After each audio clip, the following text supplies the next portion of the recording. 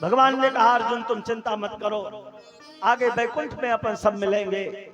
अर्जुन कुछ पत्नियां मेरी रह गई हैं, इनको लेकर के तुम मथुरा चले जाओ। भगवान की पत्नियों को लेकर के अर्जुन जब निकले तो बरी नाम का गांव है मथुरा के पास, वहां कुछ भील लोग रहते थे। वो सारे भील आकर के भगवान की पत्नियों को लूट लेते हैं और अर्जुन खड़े खड़े देखते रह जाते हैं। इसीलिए कहा गया पुरुष बलि नहीं होते हैं, समय होत बलवान, भीलन लूटी गोपिका, वही अर्जुन वही बाण, वही अर्जुन वही बाण। जब भगवान का तेज हट जाता है, जब उनकी कृपा हट जाती है, जब उनका सौजन्य हट जाता है, तो फिर अपने पास कुछ बचता ही नहीं है। तो कहते हैं इस प्रकार से अर्जुन देख रहे हैं युधिष्ठिर को अपशकुन होने लगा। युधिष्ठिर देख रहे हैं या तो भगवान अर्जुन का साथ छोड़ करके चले गए और या तो अर्जुन का तेज हथ हुआ कहीं, या तो अर्जुन कहीं अपमानित हुए। बायां अंग फड़क रहा है, बाएं नेत्र फड़क रहे हैं, नदियां उल्टी बह रही हैं, गायों के स्तन से दूध नहीं खून निकल रहा है। देख करके और इतने में अर्जुन का पहुंचना हुआ। अर्जुन का चेहरा उतरे हुए देख करके युधिष्ठिर ने पूछा भैया, और भैया कह करके दोनों भाई आपस में छपट गए। भैया भगवान धरती को छोड़ करके स्वधाम चले गए। इतना सुनते ही कुंती धड़ाम से गिरी, कुंती गिरी, कुंती से बर्दाश्त नहीं हुआ, पंच भौतिक शरीर छूट गया। कुंती भगवान के धाम को चले गई। राजा परीक्षित का राज्याभिषेक किया पांचों पांडवों ने। परीक्षित को गद्दी पर बैठा करके पांचों पांडव भी मिलकर के हिमालय की तरफ चले जाते हैं। पांडव विदा हो गए। परीक्षित राज का संचालन बड़े अच्छे ढंग से कर रहे हैं। परीक्षित जो है राज के संचालन में परीक्षित जी महाराज जो हैं आज शिकार खेलने के लिए गए, और शिकार खेलने के लिए जब निकले तो बियाबान जंगल में जब पहुंचे, पहली बार देखो जैसा खाओगे अन्न वैसा होगा मन, और जैसे पियोगे पानी वैसी होगी बात। खराब धन, देखिए पैसा कभी खराब नहीं होता, भाव खराब होता है। जिस भक्ति जिस भाव से वो धन लाया गया है, वो भाव कैसा है, वही भाव हमारा अच्छा बुरा करेगा हमारे घर में। पैसा कागज का रुपया क्या अच्छा बुरा करेगा, वो भावना कैसी है। कहते हैं इसीलिए मैंने बताया ना कि अन्यायो उपार्जनम वृत्ति 10 वर्ष सहस्राणि सम्मूलेन विनश्यति। अन्याय के द्वारा कमाई गई जो वृत्ति है वो 10 वर्ष के अंदर में 10-12 के बीच में कहते हैं समूल से नाश कर देते हैं, समूल से नाश कर देते। इसलिए कभी भी अन्याय के द्वारा, ये जरासंध का मुकुट लगा के जा रहे हैं परीक्षित, ये जरासंध का मुकुट जिसको भगवान मार करके उस मुकुट को लेकर के आए, वो पाप की कमाई का बना हुआ मुकुट है, अनीति की कमाई का बना हुआ मुकुट है। और वो मुकुट पहन करके जैसा, इसीलिए कहा जैसा अन्न खाओगे उसी प्रकार से मन होता है। और मुकुट लगा तो बुद्धि भ्रष्ट हो गई, राज मद आ गया और उस पर बैठ के गए। तो जा करके देख रहे हैं कि एक गाय है, गाय गऊ है, वो गऊ जो है थर थर थर थर कांप रही है, और एक बैल खड़ा है। पहले बैल को धर्म कहते थे, धर्म, और वो गाय कौन है, पृथ्वी है। गाय पृथ्वी है। दरवाजे पर 3-3 4-4 बैल बंधे रहते थे, धर्म बना रहता था। अब तो सनीचर खड़े रहते हैं। बोलो वृंदावन बिहारी लाल की, चाबी लगाओ भड़ भड़ भड़ भड़ भड़ भड़ भड़ भड़ दरवाजे पर। और गाय को धन कहते थे, धन। गांवों में क्या कहते थे, धन कहते, धन पशु। अब तो रुपया को धन कहते हैं, गाय को धन नहीं कहते। और बैल 3 पैर बैल के नहीं है, एक पैर पर खड़ा है। सत्य, दया और धर्म, ये 3 नहीं है।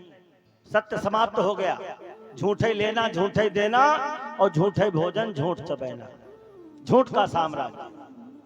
और सत्य और दया जिसको नहीं है, सब जीव जंतुओं पर दया, ब्रह्मानंद ब्रह्म में कोई पुण्य दान क्या करे, और बंदा न करे भजन तो भगवान क्या करे।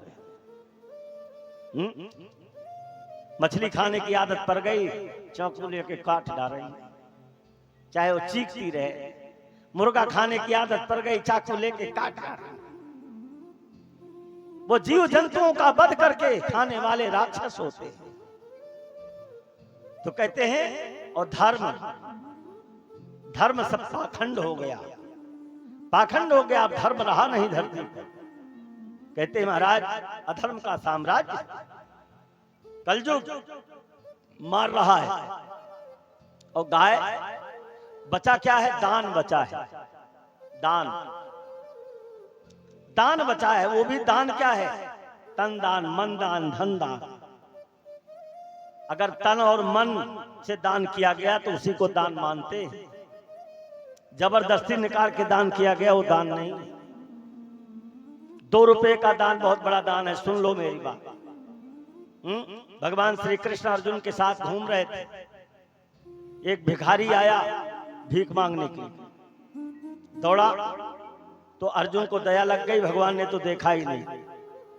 अर्जुन को दया लगी तो अर्जुन ने कहा, महाराज 1 मिनट रुक जाओ, ये भिखारी आया है, इससे निपट ले। तो अर्जुन को जब दया लगी तो कुछ मोहरे वहरे सोना वगैरह कुछ पहने थे, निकाल के उसको दे दिए। बोले ले जा भीख मांगने मत आना।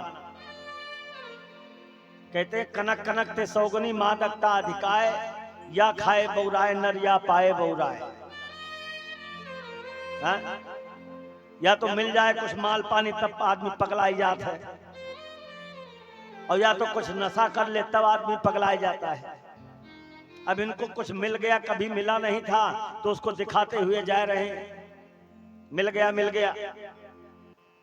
तो चोर लोग थे, आकर के लूट लिए और लूटपाट करके चले गए। ये रोता हुआ गया, रात्रि बीती, सवेरे फिर वहीं पहुंच गया।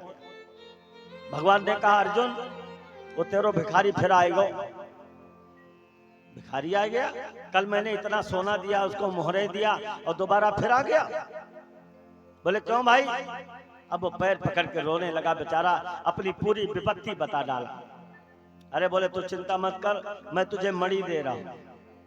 अब देख लो, आप देने वाला प्रयास कर रहा है और उसके भाग्य में नहीं लिखा है, वो सुखी कहां से हो पाएगा?